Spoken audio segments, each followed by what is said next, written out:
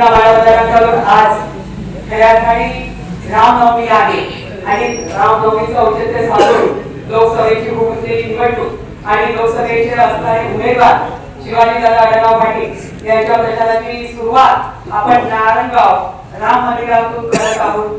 ब्राह्मण समाजाला पहिलं नतमस्तक होते, कारण कुठल्याही शुभ कार्याची सुरुवात शुभ स्थितीने व्हावी, शुभ ठिकाणी व्हावी आणि या उद्देशाने आज या ठिकाणी लोकसभेच्या उमेदवारांनी दादांनी सुरुवात केलेली आहे.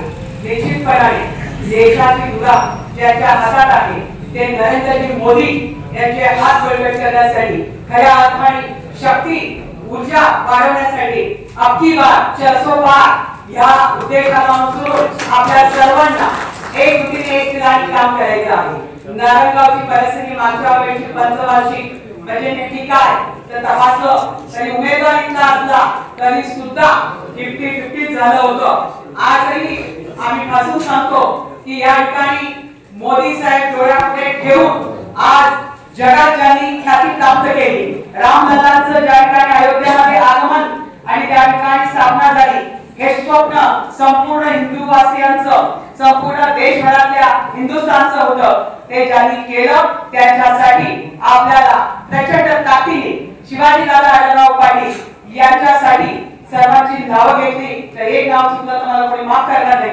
म्हणून सर्व तुम्ही आतून मनापासून आजपासून जी सुरुवात करणार आहात, ज्या पद्धतीने कामाची सुरुवात करणार असेल, जसं नरेंद्रजी मोदी किंवा देवेंद्रजी यांना आपण पाहतो आहे की देश आणि राज्य चालवत असताना हाती चले अपनी चाल, कुत्ते भूके 100,000 आम्ही परवा करत नाही. आणि म्हणून कोणीही आमच्या नादाला लागू नये. आम्ही आमचा प्रचार करतो आहोत. आम्हाला सांगायला इतकं, मांडायला इतकं वेळच नाहीये दुसऱ्याचं काही खोदून काढायला. पण वेळ आली तर आम्ही निश्चितपणाने तुम्हाला तुमचा लक्ष उठवल्याशिवाय राहणार नाही हे सांगायला सुद्धा कमी पडणार नाही. कारण केलेलं कार्य इतकं आहे का ते सांगता आणि आमच्या जनतेला ते ज्ञात आहे, आमच्या मतदार राजाला ते ज्ञात आहे, आमच्या सर्व पदाधिकाऱ्यांना, कार्यकर्त्यांना ते ज्ञात आहे. म्हणून महायुतीमध्ये असणाऱ्या तिन्ही आघाड्या घेऊन हे कार्य सुरू झालेलं आहे. निश्चितपणाने विजय हा आजच निश्चित आहे की शिवाजीदादा आढळराव पाटील हे जुन्नरमध्ये लीड घेतल्याशिवाय राहणार नाही. कारण त्यावेळी आणि आजच्या परिस्थितीमध्ये फरक आहे. लोकांना कळून चुकलेलं आहे का मतदान करताना कुणाला केलं पाहिजे.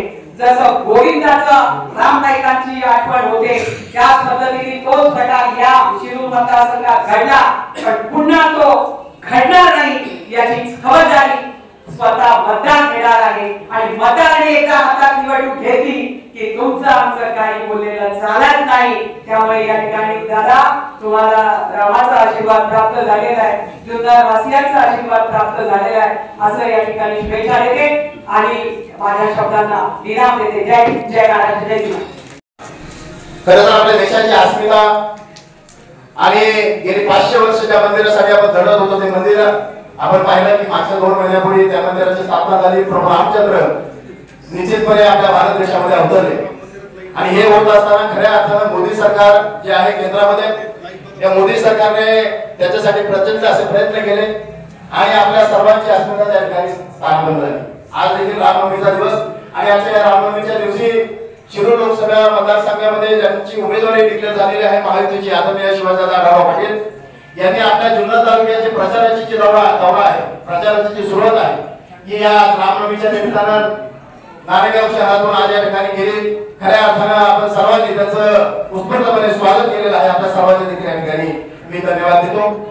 आणि प्राथमिक स्वरूपामध्ये आपल्या राम मंदिराचे अध्यक्ष जे आज या ठिकाणी रामनवमीच्या सोहळ्याच्या निमित्ताने अतिशय नारायणगावमध्ये चांगलं काम झालेलं आहे. त्याचप्रमाणे ज्यावेळेस प्रभू रामचंद्राची अयोध्येमध्ये स्थापना झाली त्या देखील मोठं काम या राम मंदिरामध्ये झालं होतं. या ग्रामसंघाचे अध्यक्ष आदरणीय उमेश अवसर साहेब यांना मी विनंती करतो की आपल्या शिरूर मतदारसंघाचे जे उमेदवार आहेत या ठिकाणी शिवाजीदादा आढळराव पाटील त्यांचे या ठिकाणी स्वागत करायचं. आदरणीय ब्रह्मे काका, आदरणीय संदीपजी डोळे साहेब सर्वांना विनंती आहे की आपण जय श्रीराम, जय जय श्रीराम, जय जय श्रीराम.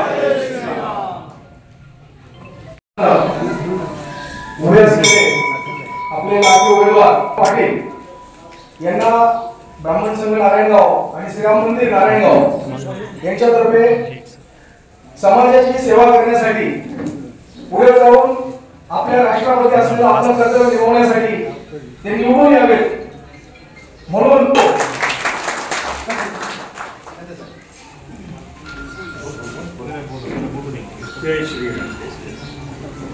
आज आढळरावांनी आणि स्टेजवर बसलेल्या सगळ्या मान्यवरांनी आपल्या भागातल्या प्रचाराची सुरुवात आपल्या राष्ट्रपती प्रभू श्रीरामाला पहिल्यांदा दर्शनासाठी येऊन आणि त्यांचा आशीर्वाद घेऊन सुरुवात केली याचं फार कौतुक वाटलं आणि निश्चित मी म्हणू शकतो की हा आशीर्वाद घेतल्यावर ते निश्चित त्यांच्या कार्यामध्ये विजय होतील.